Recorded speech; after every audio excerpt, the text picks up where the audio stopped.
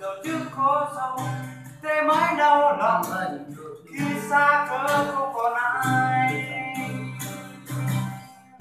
Khi mình đã có nhắc gì người ta cần, người ta luôn quan tâm và chia sẻ.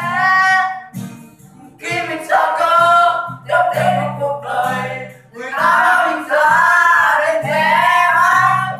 Khi gian nan mới biết ai là bạn, ngoài thế nhân ơi có mọi người cũng như tôi. Ai cho Rồi chứ em ôi chẳng bền đâu, sau trước có sau thế mai đâu lòng. Khi xa có được ai người nghe nè bạn ơi, tôi chỉ có cần bạn như ban mà tôi có ngày hôm nay một lần này đâu thôi. Tôi xin cảm ơn bạn đã cho tôi biết đời chỉ là thế thôi. ăn cứ non đi là cha phật tổ lụ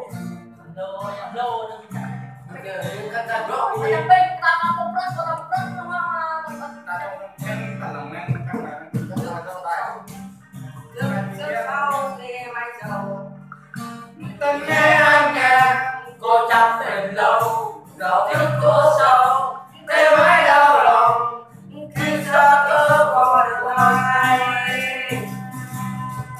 Nói nghe để mà nói tôi xin cảm ơn bạn nhiều bạn mà tôi có ngày hôm ấy một lần này được tôi. Tôi xin cảm ơn bạn đã cho tôi biết đời chỉ là thế thôi. Nói nghe để mà nói tôi xin cảm ơn bạn nhiều bạn mà tôi có ngày hôm ấy một lần này được tôi. Tôi xin cảm ơn bạn đã cho tôi biết đời chỉ là thế thôi. cảm ơn anh đời say là gì là tôi hết Ok luôn.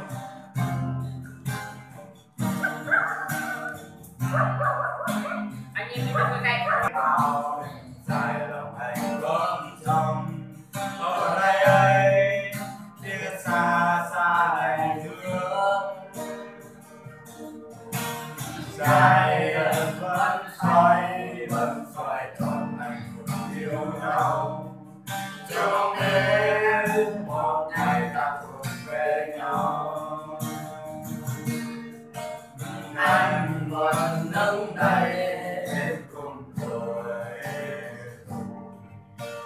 Anh vẫn đứng đây chờ anh.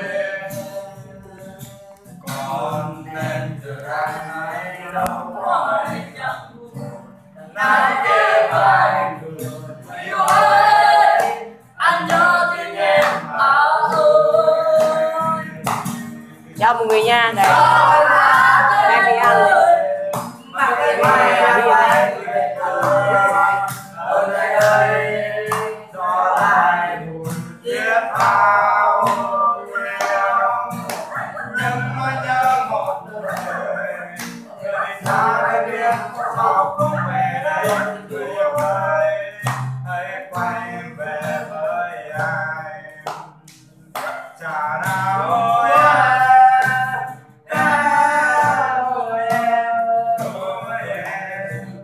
tình yêu đó chỉ là chào thì em mà thôi.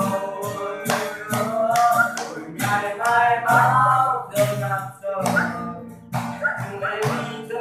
mà hiện tại thì rất giỏi đó các bạn này đẹp đi ăn này hát cũng biết nữa.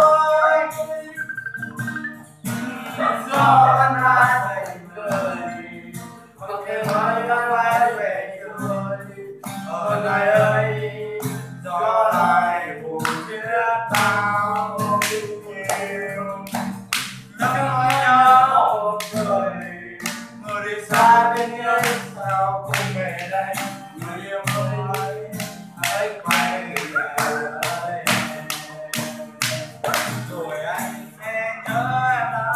Anh có biết cũng thấy người nằm một ký ức qua đâu anh mong đâu chiều mưa rơi. Thầm lòng anh nhớ rất nhớ